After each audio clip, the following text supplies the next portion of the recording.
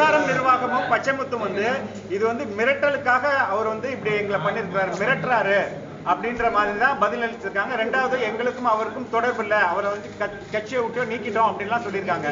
முதல்ல நீங்க சொன்னது என்ன? அதாவது இது வந்து மிரட்டலுக்காக இப்படி ஒரு கடிதத்தை எழுதி வச்சுட்டு போயிருக்கிறாரு, மிரட்டல் தான். அந்த கடிதத்தை படித்தவர்கள் அது நல்ல தமிழ் மொழியில தான் எழுதியிருக்காங்க. அது மிரட்டல் கிடையாது. தாழ்மையாக ஒரு வேண்டுகோள். வேண்டுகோளுக்கும் மிரட்டலுக்கும் வித்தியாசம் தெரியாதா? நான் ஒரு ஆசிரியர், பள்ளியிலே 38 வருடம் வேலை செய்த ஆசிரியர். நன்றாக படித்து பார்த்தால், நீங்கள் நன்றாக உற்றுப்படுத்தி பார்த்தால், மிரட்டலா தாழ்மையான வேண்டுகோளா? ஒரு உள்ளத்தினுடைய தயிப்பு ஐயா அது. ரெண்டாவது வந்து அவரை வந்து கட்சியை விட்டு நீக்கிட்டோம், எங்களுக்கும் எஸ்ஆர்எம் நிறுவனத்துக்கும் இல்ல ஐஜேகே கட்சிக்கும் மதன் தொடர்பே இல்லை அப்படின்ற மாதிரி அவங்க சொல்லியிருக்காங்க. அது இதுவரைக்கும் எந்த ரிப்போர்ட்டும் எங்களுக்கு அப்படி கொடுக்கப்படவில்லை. எஸ்ஆர்எம் குழுவிலிருந்து அவருடைய ஆபீஸிலும் எந்த போர்டும் வைக்கப்படவில்லை. எங்களுக்கு அது அப்படி ஒரு அறிவிப்பே தெரியாது. மதன் என்றால் எஸ்ஆர்எம், எஸ்ஆர்எம் என்றால் மதன் அப்படின்னு கேள்விப்பட்ட நாங்கள் இப்போது மதனுக்கும் இந்த எஸ்ஆர்எம் குழுமத்துக்கும் எந்த சம்பந்தமும் இல்லை என்றால், பழைய மாணவர்கள் எஸ்ஆர்எம்மில் படித்த மதன் மூலமாக படித்த மாணவர்களை கூட்டி ஒரு நிகழ்ச்சி நடத்தி பாருங்கள். மதன் என்ன செய்வார், எப்படி செய்வார், எல்லாம் அப்போ உங்களுக்கு தெரிஞ்சிடும். நான் வந்து என்னால் பேச முடியாதுன்னு சொன்னேன். ஆனால் நீங்க கேட்குற கேள்விகள் என்னுடைய மகனுடைய நேர்மையை சோதிக்கிற விதத்தில் இருப்பதனால நான் இதை சொல்றேன். வேற ஒண்ணும் வேண்டாம். கடந்த வருடங்களில் படித்த மாணவர்கள் அவர்களுடைய பெற்றோர்கள் சந்திச்சு நீங்க உங்களால பேசி மதன் எப்படிப்பட்டவர், எப்படி அவர்களுக்கு உதவி செய்வார், காசு இல்லாம குறைவா இருந்தா தானே போட்டு கொடுப்போம். அந்த மாதிரி அவனுடைய வாட்ஸ்அப்ல இருக்க அத்தனை விஷயங்களும் உண்மை உண்மை உண்மை. அடுத்த கேள்விகள் ஏதாவது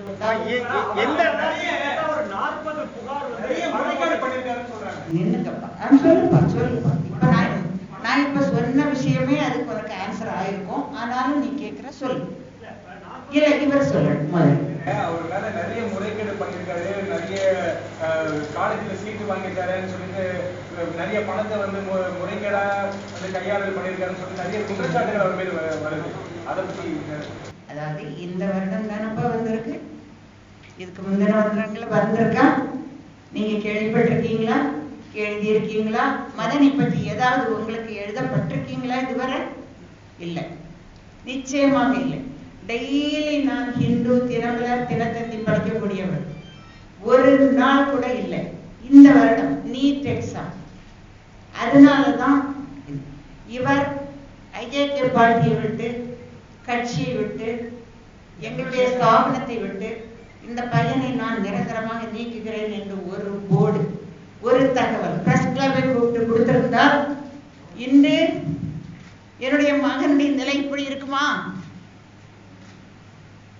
வேற என்ன காரணத்தினால எஸ்ஆர்எம் நிறுவனம் வந்து உங்களை கைவிட்டுருச்சுன்னு நினைக்கிறீங்க? என்ன காரணம், பின்னாடி ஏதாவது காரணம் எனக்கு தெரியாது. ஏன்னா நான் அந்த பிசினஸ்ல ஈடுபடுறது கிடையாது. அது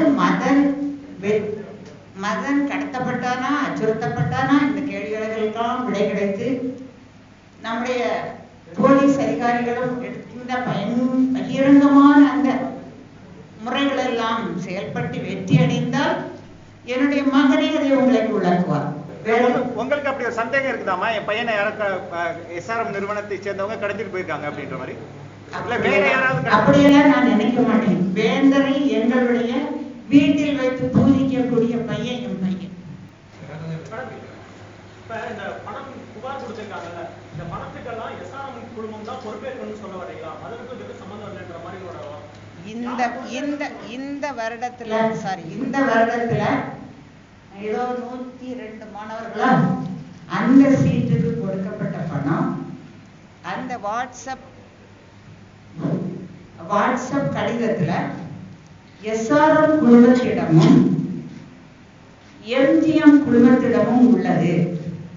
ஆகவே பெற்றோர்களே நீங்கள் வருந்தாதீர்கள், அந்த பணத்தை நீங்கள் அங்கு போய் பெற்றுக் கொள்ளுங்கள் என்று என் பையன் எழுதி வைத்திருக்கிறார். அப்படி என்று அந்த வாட்ஸ்அப் தகவல்கள் அம்மா ஒரு இன்ஸ்டிடியூஷன்னா உங்களுடைய மகன் மேலதான் ஒன் பை ஒன்னா சொன்னா நான் கேட்பேன். புகார்கள் காவல் நிலையத்தில் கொடுத்த புகார்கள்லாம் உங்க மகன் மேல கொடுத்த புகார்களா தானே இருக்கு. அது நான் கேட்டபோது அவர்கள் சொன்னபோது இந்த புகாருக்கெல்லாம் மதன் சார் நேரில் வந்தால் ஒழிய பதில் கிடைக்காது அப்படின்னு என்கிட்ட சொன்னாங்க அந்த தகவல். அம்மா ஒரு இன்ஸ்டிடியூஷன்ல பணம் கட்டணும்னா அந்த நான் என் குழந்தையை சேர்க்கிறேன்னா அந்த ஆபீஸ்ல போய் தான் நம்ம வந்து பணம் கட்டணும். ஏன் வந்து மதன் என்ற ஒரு தனிநபர் கிட்ட பணம் போச்சு? ஏன் அவர் மூலியமா தான் கட்டணுமா? இதே கேள்விய போன வருஷமும் அதுக்கு முந்தின வருஷமும் அதுக்கு முந்தின வருஷமும் எந்த பேரங்களும் கேட்கலையே. அப்ப பணம் வந்து முறையாக போயிருக்கு. அதே முறையில இந்த வருஷமும் பணம் முறையாக அந்த டைம்ல சொல்லப்பட்டு வாங்கப்பட்டுள்ளது. புரியுதுங்களா? இல்ல மேடம், நீங்க சொல்ற அடுத்த மாதிரி கேள்வி சொல்லுங்க. இது வந்து இல்லீகல் ப்ரொசீஜர் தானே? அது வந்து 10 வருடமா நடக்கும்போது அல்லது 8 வருடமா நடக்கும்போது அல்லது 7 வருடமா நடக்கும்போது ஏன் உங்களை போன்ற நிறுவனங்கள் கேட்கவில்லை? கேட்டிருந்தால் அது சரிப்பட்டு. நீங்க அது வந்து இல்லீகல்ன்றீங்களா லீகல்ன்றீங்களா? ஐயா, இல்லீகலா லீகலா அதெல்லாம் பிரச்சனை. பிள்ளைகளுக்கும் பேரண்ட்ஸுக்கும் நல்ல ஒரு நிவாரணம் கிடைக்கும். அதுக்கு நீங்க ஒத்துழைப்பு கொடுக்கணும். கட்டப்பட்ட பணத்தை எந்த பிள்ளை மார்க் வாங்கலையோ அந்த பிள்ளைக்கு திருப்பி எல்லா பிள்ளைகளுக்கும் எவ்வளவு முறைப்படி கொடுக்கணுமோ அது கொடுக்கப்பட வேண்டும். அதுதான் எங்களுடைய ஆசை. கடந்த 10 ஆண்டுகளா அந்த கல்வி நிறுவனம் இப்படிதான் வந்து பணத்தை வாங்கி அட்மிஷன் பண்ணாங்களா? அது எனக்கு தெரியாதுயா. எஸ்ஆர்எம்ன்றது ஒரு பெரிய நிறுவனம். நீங்க வந்து ஒரு ரிட்டையர்டு டீச்சர் அண்ட் நீங்க அவங்களுக்கு எதிரா இல்ல அவங்க உங்களுக்கு எதிரா நடத்துறதுல உங்களுக்கு நியாயம் கிடைக்கும்னு நினைக்கிறீங்களா? நாங்க எதிராக நடக்கல. நேத்து அவரை போய் பார்த்து என்ன மேட்டர் அப்படின்னு கேட்கறதுக்கு ரெஜிஸ்டாரை பார்க்க போனோம். கேபின் வரைக்கும் கூட்டிட்டு போனாங்க. மதன் சார் சொன்னோன்னா கடகடான்னு உள்ள கூட்டு போயிட்டாங்க. ஆனா இதற்கு முன்னாடி உங்களை ஈஸியா பார்க்க முடியுமா அவரை பாரிவேந்தர் உங்களால? முன்னால நாங்க பாரிவேந்தரை நாங்க பார்க்க போகக்கூடிய வழக்கம் வைக்கிறது கிடையாது. எங்களுக்கு எங்க பிள்ளைக்கு பிறந்த நாள் வரும்போது மருமகளும்